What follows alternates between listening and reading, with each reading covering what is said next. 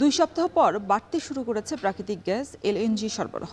এতে গ্যাসের সরবরাহ কিছুটা স্বাভাবিক হলেও এখনও কাটেনি সংকট।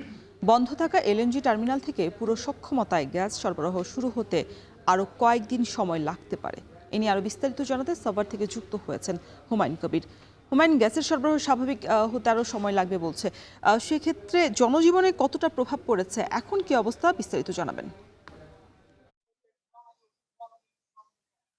গত ২১ জুলাই এলএনজি টার্মিনালে অগ্নি দুর্ঘটনার কারণে কিন্তু মূলত একটি সংকট সৃষ্টি হয়েছিল। গ্যাস সংকটের কারণে কিন্তু গোটা সাভার সহ কিন্তু সারা দেশেই কিন্তু এর প্রভাব পড়েছে। বিশেষ করে শিল্পাঞ্চল সাভার, আসলে আপনি নিশ্চয়ই জানেন যে প্রায় ২,০০০-এর মতো শিল্প কলকারখানা রয়েছে। এসব কলকারখানাগুলোর বেশিরভাগ কিন্তু কলকারখানা গ্যাসের উপর নির্ভরশীল। গ্যাস দিয়ে তাদের বয়লার পরিচালনা হয়, তারপর কিন্তু বিশাল সেই কর্মযোগ্য পরিচালনা রাখে। আমি যেখানে রয়েছি রিজভী গার্মেন্টস, এখানেও প্রায় ৬,০০০ শ্রমিকের মতো রয়েছে। তারাও কিন্তু গ্যাসের উপরই নির্ভরশীল ছিল। গ্যাস না থাকার কারণে প্রতিদিন তাদের ১ লক্ষ টাকারও বেশি অতিরিক্ত ডিজেলের পিছনে ব্যয় হতো। গত বৃহস্পতিবার থেকে কিন্তু পেট্রোবাংলা যেই জানিয়েছে যে পেট্রোবাংলা সূত্র বলছে যে গত বৃহস্পতিবার থেকে কিন্তু তারা যে মূল গ্রিডে গ্যাস সরবরাহ শুরু করেছে ৩০ কোটি ঘনফুটের মতো। যদিও তাদের যে টার্মিনালটি ক্ষতিগ্রস্ত হয়েছে সেটির সক্ষমতা দুটো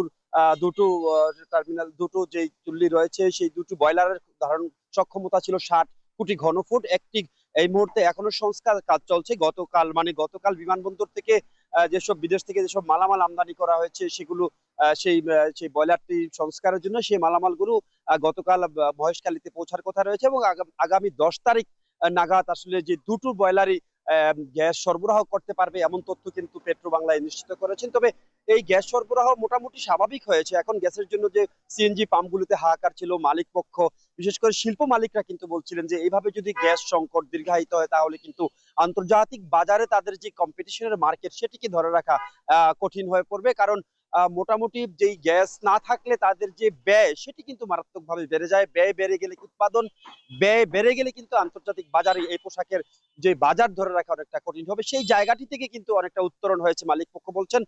যেটি হয়েছে আপাতত তাদের মোটামুটি কাজকর্ম চলবে, কিন্তু যত দ্রুত সম্ভব মূল গ্রিডে যাতে গ্যাসের চাপ সরবরাহ বাড়ানো হয় সেই কথায় দাবি কিন্তু মালিক পক্ষ জানিয়েছেন এবং বাসাবাড়িতে যে হাহাকার ছিল সেটি কিন্তু আপাতত অনেকটা কমেছে।